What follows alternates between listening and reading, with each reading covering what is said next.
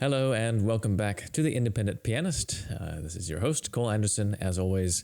And today we're getting back to some performance, finally, with the next movement from Fanny Mendelssohn, Hensel's Suite in E minor. This piece gave me a lot of grief trying to record it, maybe also because I was busy with a bunch of other stuff at the same time, but I finally got a take which was, well, okay at least, so I'm putting it out here for you. So again, this is the third movement from 6 from Fanny Mendelssohn Hensel's magnificent Suite in the Baroque style, written in 1827, 1828.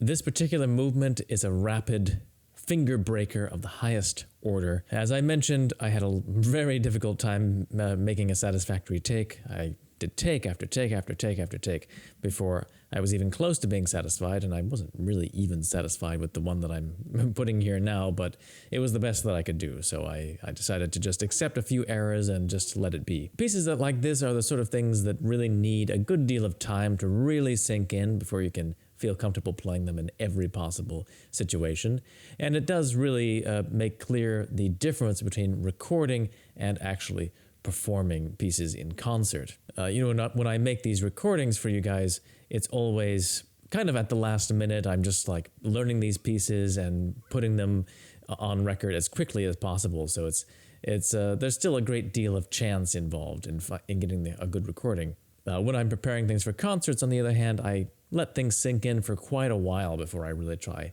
to play things in concert. You really need to live with things for a while, particularly the most difficult pieces, before they'll just come out of your fingers anytime that you want. So this piece clearly begins with a very Baroque style. In the very first 3 bars, there's a kind of 2-part counterpoint reminiscent of many a movement from a Bach or Handel suite.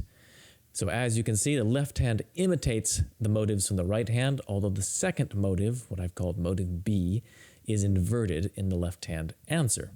Then this entire pattern is reversed in the answering phrase. The left hand leads and the right hand answers.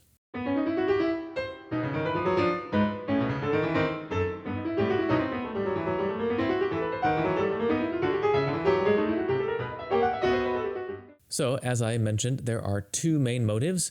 The first motive in 16ths, which I've called motive A, and the 8th note motive, motive B. These motives are intertwined in the opening, but they are developed separately sometimes later on, as well as in tandem. So Fanny starts the piece out in this very contrapuntal style, but then in the next phrase, she starts something which begins to sound a little bit more in a romantic style. It's a kind of dance-like figure where the right hand takes much more of the center stage, and it sounds like the sort of figuration that you could hear in a kind of scherzo movement by her or by her brother.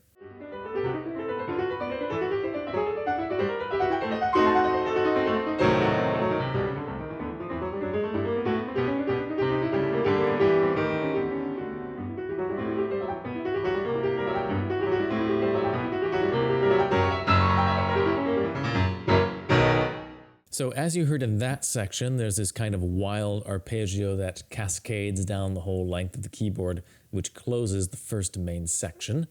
That first main section repeats. So whenever you have a kind of first section like this which repeats, you know that you're probably in either some kind of a binary form or maybe a sonata form, a first movement sonata form.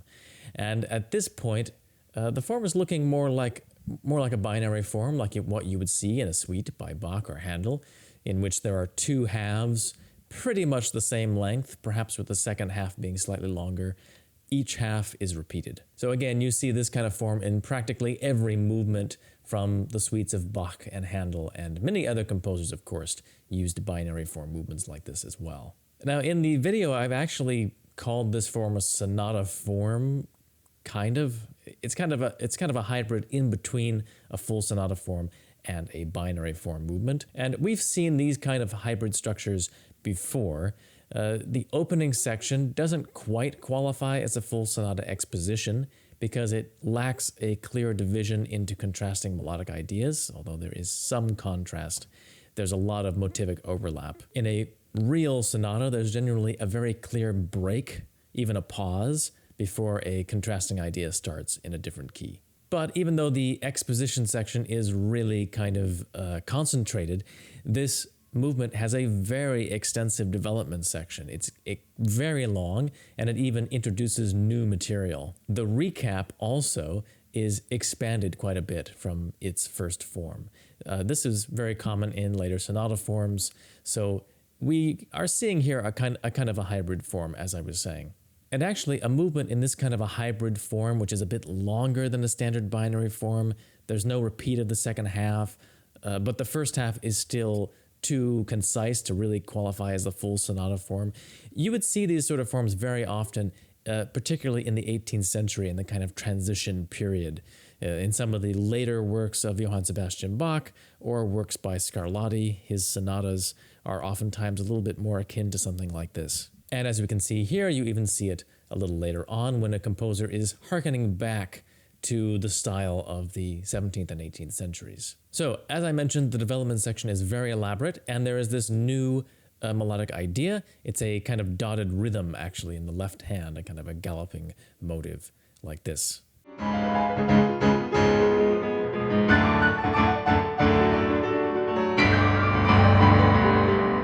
So with that, we have all the main material of this piece stated. And the thing that I like most about the overall compositional technique that Fanny demonstrates in this piece is how everything is set up really from the first section, with the exception of that little extra motive in the development. So for instance, in the kind of dance-like passage that I referred to before from the end of the first section, which is followed by that crazy arpeggio, it gets expanded at the very end of the piece in a really magnificent way. So let's hear those parts side by side, the ending of the exposition, and then the very end of the piece.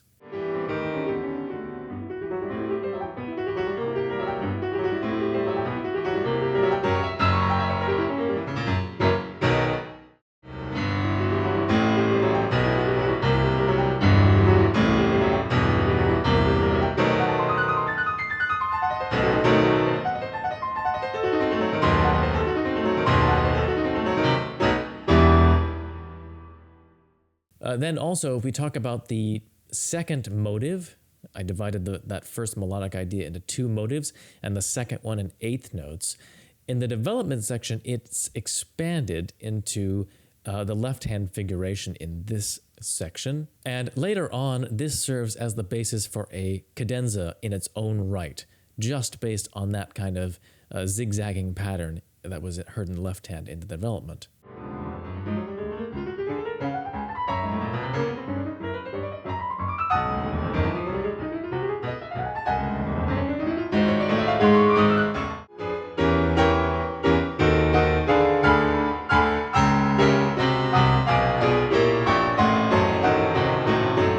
So in this way, everything in the form is connected and dovetailed in a really marvelous way.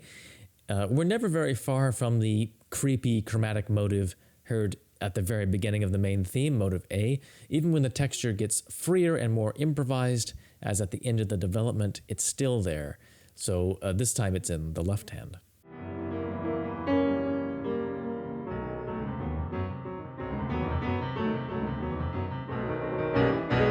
So some pretty awesome stuff. It's a very concentrated, powerful, exciting movement, and extremely difficult, technically speaking, as I was just saying. You can definitely challenge yourself with this one. It's practically a little etude in its own right. So please stay tuned. Here is the complete performance of Fanny Mendelssohn Hensel's Allegro di molto from her suite in E minor. Please stay tuned. I'll be uploading the last few movements of this suite pretty soon, as well as other great music.